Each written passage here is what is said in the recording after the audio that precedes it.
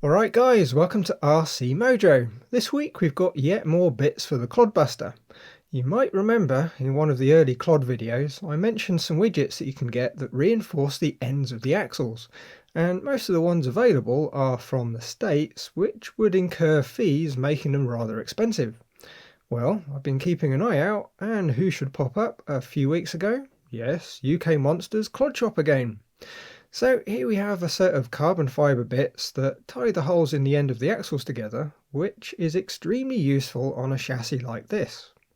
Also, ClodShop has sent me a little update kit for the chassis that adds a spacer where the front link mounts to the axle for a little bit more clearance between the tyres and the lower links. I do believe from here on all the new chassis will come with a set along with the longer screws and the Traxxas rod ends. As you should expect by now, the first order of business is to take the body off and remove all the wheels, so we've got a bare chassis. If only it was that quick in reality. Right, in the bag we've got the usual high quality print for the instructions. It's all very straightforward. The only bit that really needs some extra care is we're going to need to modify the inside face of the knuckles to clear the brace. And there's also a hole that needs to be added to the end of the axle. The braces themselves are very nicely made, just like the chassis. No furry bits or sharp edges. On the other side they have a slope machined into them too, so they're going to fit perfectly snug on the end of the axle and not pull the plastic into strange shapes when the screws get tightened. Also in the kit we get a bag with lots of screws. There's the ones for the stock setup, plus longer ones for chassis with lower links mounted to the bottom of the axle. Plus just about every combination. It's all quality hardware too, so even the ones you don't use are going to be worth saving. Before we start on the chassis, we'll take a close look at the brace on a virgin axle tube. If we pop the brace onto the end of the axle, you can see where it sits snug between the gussets supporting the C-hub. At the top there's a countersunk hole that has a screw that goes into the steel, or in our case aluminium brace. At the bottom there's another countersunk hole that will need a hole drilling into the plastic. I'd very highly recommend, if you're planning on an aftermarket chassis, to get a brace kit like this one as a matter of course. It'll be a lot easier to accurately drill the hole with the brace as a template.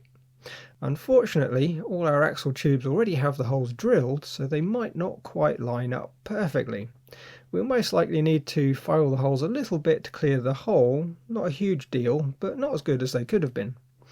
In the spacer kit I've been sent, we've got all the bits to update the chassis for a bit more tyre clearance.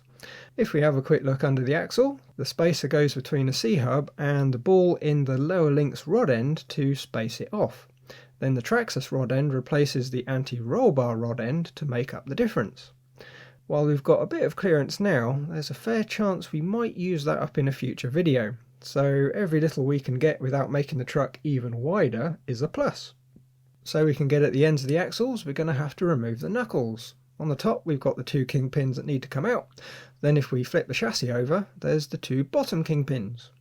With them out, we'll also need to remove the knuckles from the carbon steering link. It's just a screw, nut and a bunch of washers on each side, but we really don't want to lose any of them, so we need to make sure that they stay safe and aren't going to roll onto the floor. I'm not going to modify the knuckles just yet, as it would be good to see how well they fit as is. I'm thinking the rear pair probably won't need any modifying, as we've got a rear steer lockout. Next, on the end of the axles, we'll need to remove the screw attaching the top brace, and the screw attaching the lower link. The carbon brace now drops over the dog bone and sits between the gussets. To fit it, we're going to need some screws from the brace kit, so let's see what we got. First, we've got some nylot nuts, which you'd be using on a stock chassis setup. Second, there's lots of shorter countersunk screws, and we're going to be using them in the top hole.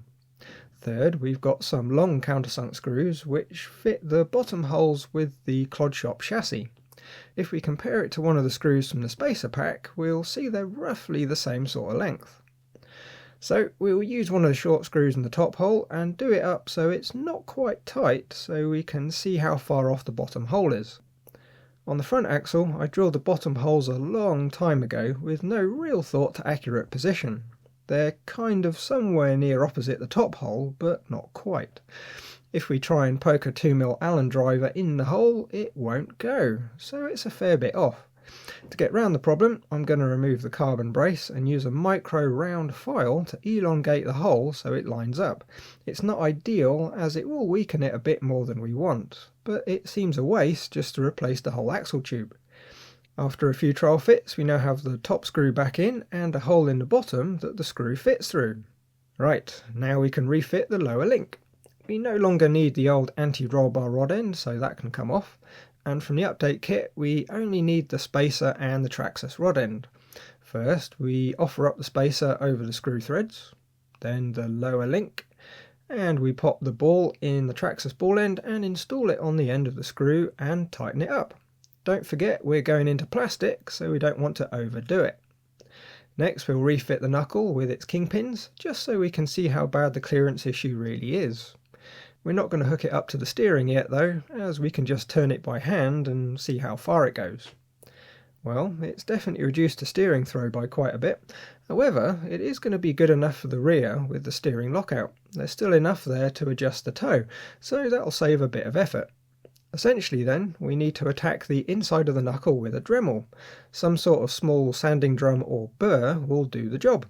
The other way, of course, is to replace the knuckles with aftermarket aluminium ones. They have a lot less material, so I would imagine they would be a straight fit. So after a few minutes and lots of plastic dust, we have one modified knuckle.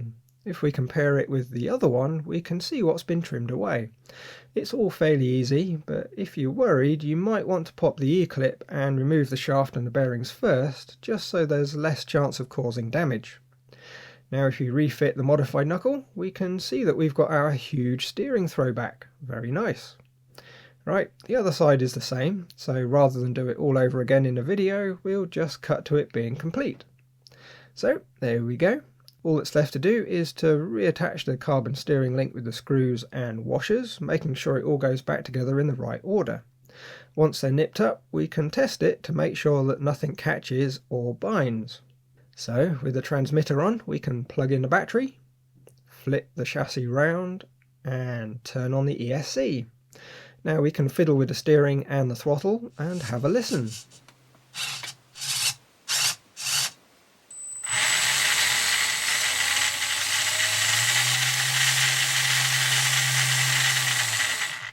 And that all sounds perfect. In theory, the endpoints in the transmitter won't have changed, so it should all work, but it's always worth checking before you put everything back together. It would be a lot easier to sort out now than after the wheels go back on.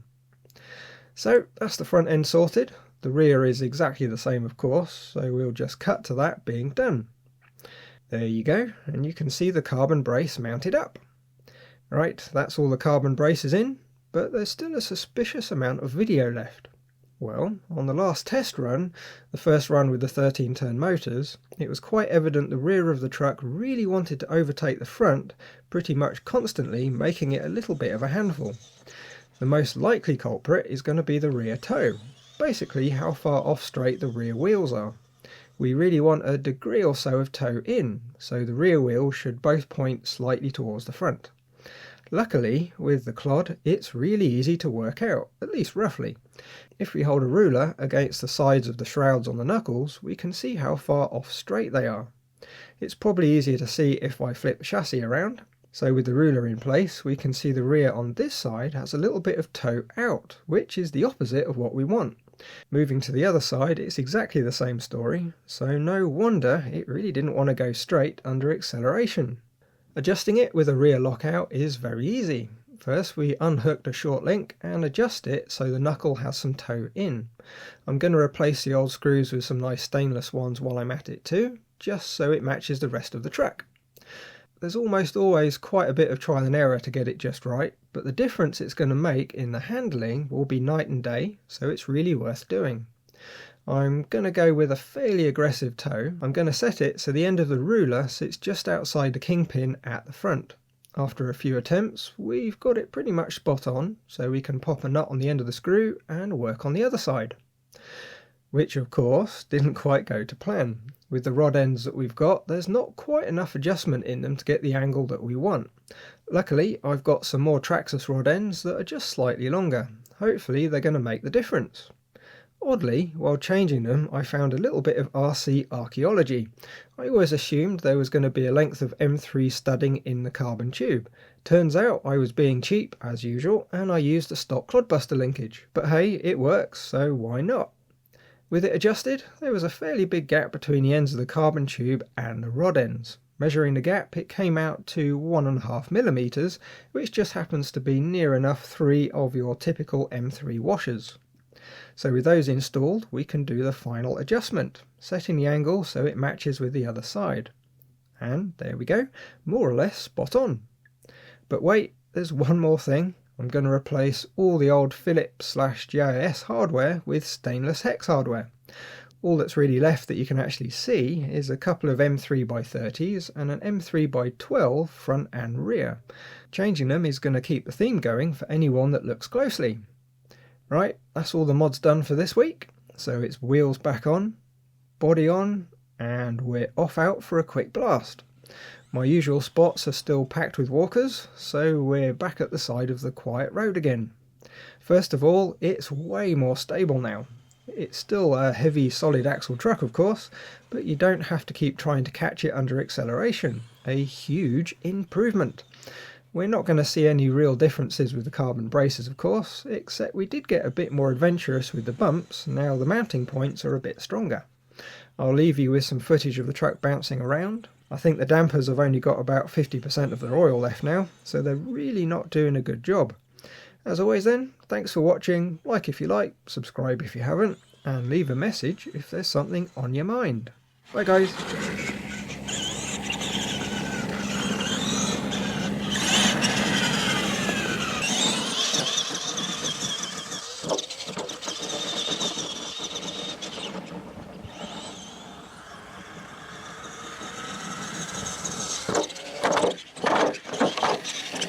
Oh dear, I lost all the add-ons.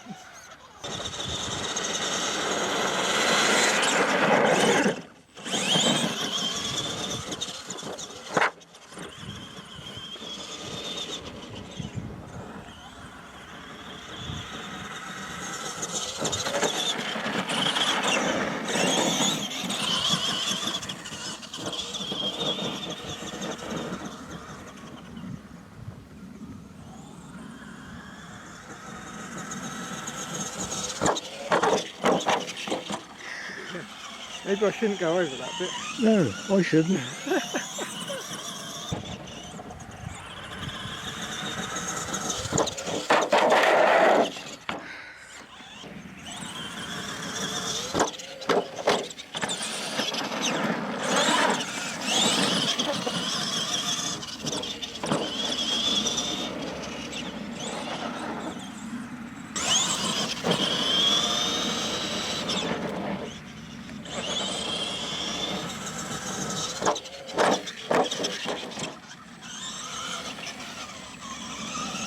Another van coming.